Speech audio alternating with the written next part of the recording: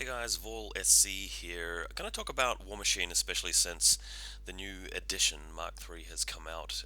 As you guys know, I played Warmachine and Hordes for pretty solidly for a good 5 years, and there are a lot of bat reps on my YouTube page. But I'm not playing Warmachine and Hordes really anymore, and this video here is not really a battle report, although I did play a couple of games of Mark III recently. So previously to Warmachine Hordes, I was into Warhammer and 40k, as a lot of us were. And when I first got into Warmachine, I was really quite passionate about it. I think the real transition at that point was the feeling of liberation, actually getting out of the Games Workshop systems, feeling like you could play a game with no comp system, you could take whichever models you wanted, and that wouldn't guarantee you victory. The fact that it was supported by a company that would actually make erratas and fix things and actually take balance into account and release, the whole expansion at once rather than just updating one faction at a time. The fact you didn't need sports scores because the rules were just clearly written enough that you wouldn't really have that many arguments about what was going on. There were decent scenarios which would allow you to compete and run tournaments. There was a big list of things, and I think that really after 5 years, I don't really know whether it's a matter of me just having burned out on it or feel like I've solved the game or just become bored of it, or whether because the game is a bit dated and I'm just enjoying other systems more. But let's just do a bit of a recap, a bit of a talk over it. So I played Circle really hard out for the first couple of years. I collected over 200 points worth of them. They're sold now. I branched out into Menoth and then finally Kador, and I've still got my Menoth and Kador armies, although I'll probably be selling them off. And ooh, excuse me, big big sweep of beer there. Back in 2013, I was doing very well. I was playing tournaments in Auckland and Wellington and even Christchurch and winning those and doing very well. Other players overtook me in 2014 and 2015. I'm no longer the best player in the scene anymore or the most successful. And I think part of that is due to my passion for the game sort of just taking a bit of a downhill turn. I didn't feel myself sort of playing three games a week and sort of studying the lists and reading the forums to see what the latest sort of trends were and what was most powerful. But I had a lot of good times with Warmachine, and I think that one of the things that make it the strongest, or one of the strongest systems around in tabletop wargaming in general, is that it's definitely a game that requires skill to win. You definitely have to perform well. If you make mistakes, they cost you. So, what are the drawbacks then? I mean, what isn't good about the game? Well, towards the end of Mark II, it became a game that was very heavily match-up oriented. You have the sort of S tier level of casters where a lot of the lower level casters weren't able to compete. So you go to tournaments and you see people bringing the same stuff all the time, the same combinations of units and jacks and casters and list pairings. And it starts to become very familiar and very solved, and that made a lot of people salty. So right towards the end of Mark II, I think even when like Guild Ball came out, and a lot of people were just picking up Guild Ball and really enjoying that because it was like Warmachine, except the rules were a bit tighter and it was more fresh. There was more strategy to solve and to mull over and go there. That was sort of wasn't surprising that a lot of people really took that on board. I do notice too that for people who hadn't really solved Warmachine, who hadn't really sort of really mastered it, those players weren't the players who would just jump to Guild Ball. Guild Ball was typically played by the people who were in the top 10-20% of players, people who really had sort of tired of it, they were very familiar with it, and wanted a way to compete and really play a game that required a lot more brain power, a lot more thinking from them. So now we've got Mark III, and I, as of 3 or 4 months ago, have got heavily involved in Infinity.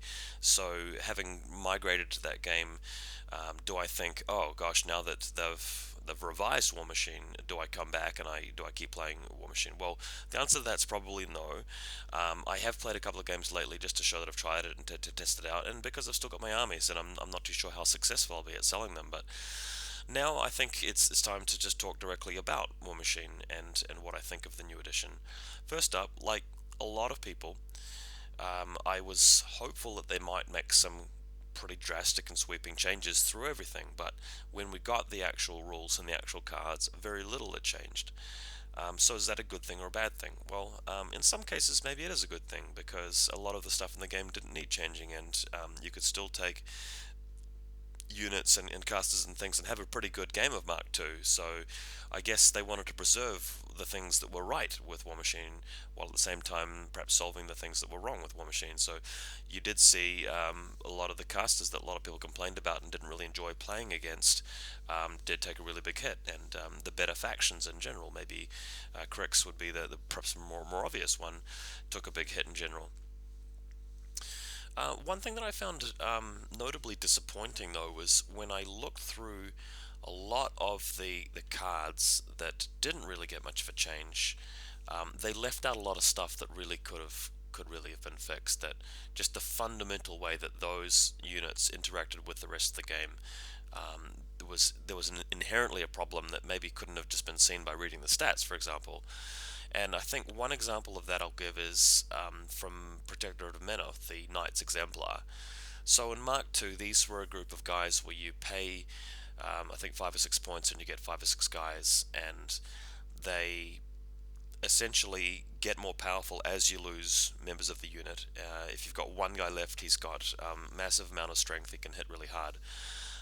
What they did for Mark III was they basically took that rule away and gave them battle driven instead, so they get straight to getting a bonus for all of the models. So optimally you only lose one guy or have one guy damaged, and then in the next turn they become more powerful and their points cost would indicate. But the real issue with that unit has nothing to do with that mechanic. It's simply the fact that within Menoth, you're playing a game of Warmachine. The scenarios are designed in such a way that you have to move forward every turn, otherwise you can't contest and dominate the objectives. But as you're moving forward, you're getting shot at, and anything with a power 10 gun can take these guys down pretty easily. If your opponent hasn't built a list that really specializes in weapons, typically they have something in close combat which gives them an advantage. So they are likely to have faster stuff, or things that are very resistant to damage or tough or very high defense. So when you move in with your Knights Exemplar, if you haven't been shot, you're likely to be up against an opponent that has a really good melee oriented army that is going to outclass them in what they're supposed to be doing, which is close combat. So between the two editions, they still sort of function in that same way, and they still, I think, suffer from that same weakness. You put a unit like that in your army, you're sort of asking them to do very little and to die. One thing that Menoth was doing quite a lot in Mark II was that they were sort of double dipping and synergizing off taking losses and casualties, and you have a situation where a guy gets killed and somebody gets a soul token here and somebody gets a buff here and somebody gets vengeance there. But again, I mean, this is a game where you've got to move forward and take scenarios, and you've got to be aggressive and proactive. It's not really a great game plan to just be reacting to all of the cool and decisive stuff your opponent wants to be doing.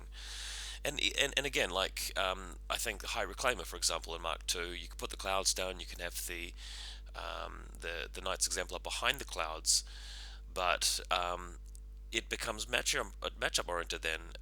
There are a few matchups that you really stomp, and then there are some matchups that really stomp you because there are stuff that ignore cloud effects there, or just don't care that you're moving up very slowly and getting into a bit of a scrum with them, because they have even better potential to just wipe the floor with you by just bricking it out and having a scrum and a big slogfest in the middle of the table.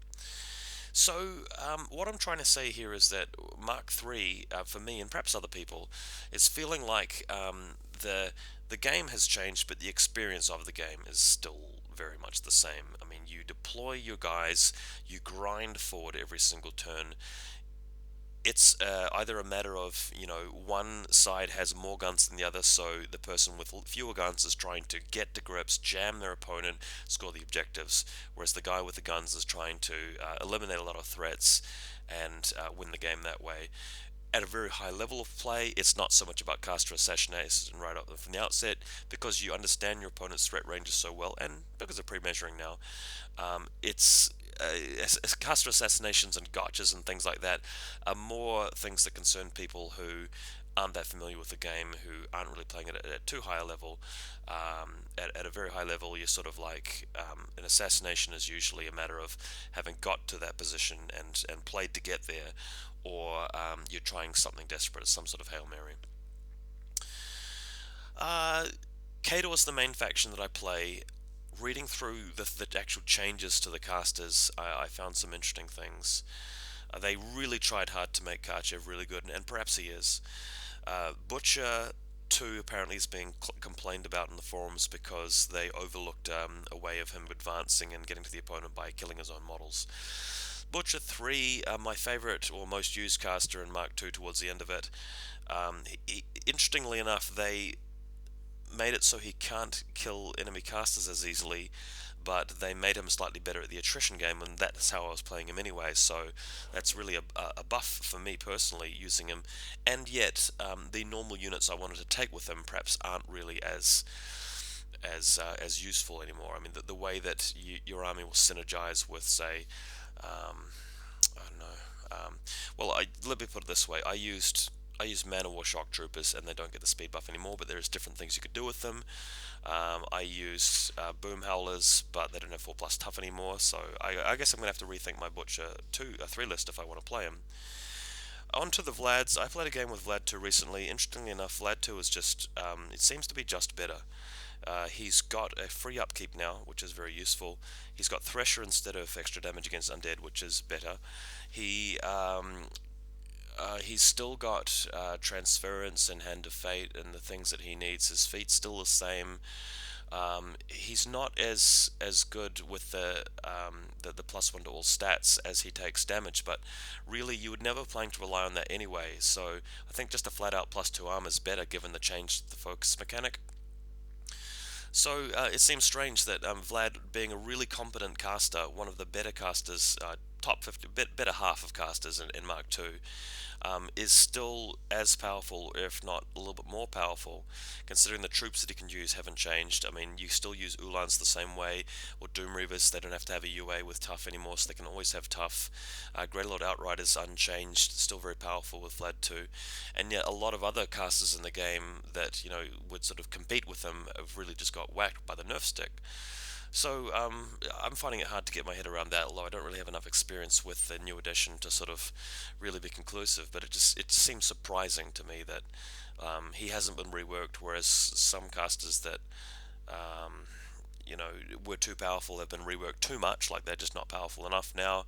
Or there are other casters who you did need changes made and changes not made to them. It's hard to understand sort of where they were coming from with some of the changes. Irisk 1 and 2, both very, very good. I think I even prefer Irisk 2. My next game will probably be with him. Solid Ground seems insane with the changes to tough. I mean, he can now still give auto tough to everybody within 10 inches, and the tough will work like it worked before because they won't get knocked down because of solid ground. But blast damage has really been quite powerful, with Redeemers getting 3 shots automatically. There's a lot of other stuff in the game that has pretty hefty blast damage and spells, but you ignore all of that with Iris 2, and he doesn't seem to have lost anything that he really needed from his cards and his abilities. He would have lost a couple of small things, but gaining solid ground and still just being able to do what he was able to do before is amazing. With Energizer just being an automatic 2 for 2, I'm fine with that. I mean, it just takes the edge out of the 3-inch threat range, but I mean, you were never really relying on that anyway. With Mortars getting slightly better and him having that continuous buff to them with fire for effect is very powerful. So yeah, I find it hard to get my head around it really. I mean, looking through all of the cards, again, my example with Knights Exemplar, I really thought that maybe they would rework some of the things that just in the game fundamentally weren't working, but I guess they just wanted to tweak things. So I guess my opinion and my feeling about the game hasn't really been refreshed.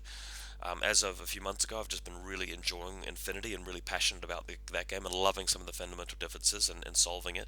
Perhaps in 5 years' time or even less time, I will be saying similar things about Infinity, really not liking it, but maybe I will have moved on to something else. But for now, I really can't bring myself to enjoy Warmachine like the way that I did years and years ago when I was playing it a lot.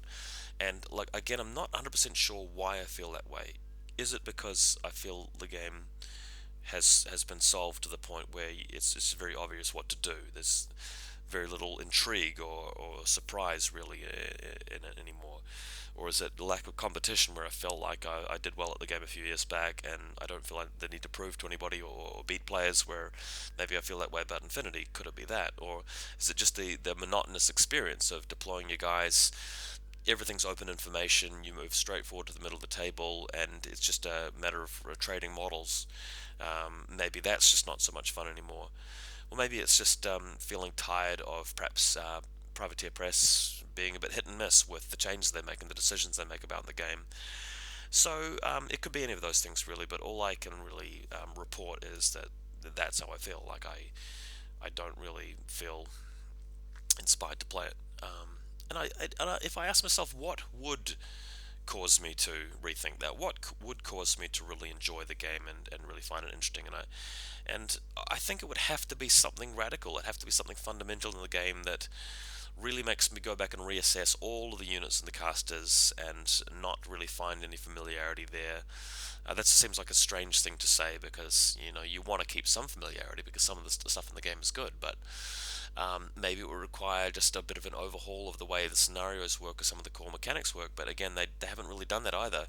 The core mechanics have generally remained the same. They've tweaked things here and there. The scenarios still work the same way. So I guess they are catering for um, someone other than me, someone a different type of wargamer, a different kind of player that really enjoys that sort of experience, that quite intimate sort of middle of the table sort of grind fest trading models, having everything out in the open and just rolling a lot of dice, kind of thing. And yeah, that's really all I can say about it. This video has lacked a bit of direction, but I just wanted to get my thoughts sort of splurged out onto the tape deck, so to speak. Anyway, I hope you guys are enjoying Warmachine and Hordes. I know it's a good game. I know it's a game that can provide a lot of entertainment for a lot of people and can be competitive and still requires a lot of skill to win. I'm going to be continuing with Infinity. I'm really loving Infinity and I do recommend it. And I'm going to be, I think, posting videos. I'll still continue my battle reports, but I'd like to start posting some videos that really talk about the theory about how Infinity works, and about lists, and about the theory and strategy behind it, and do some discussion there because I know a lot of people like hearing that. Anyway, I'll call it there. I might play one or two more games of Infinity. In Warmachine. I think there's a small tournament coming up that I'm enrolled in, so I'll let you guys know how that goes. But in the meantime, yeah, just continuing to process everything.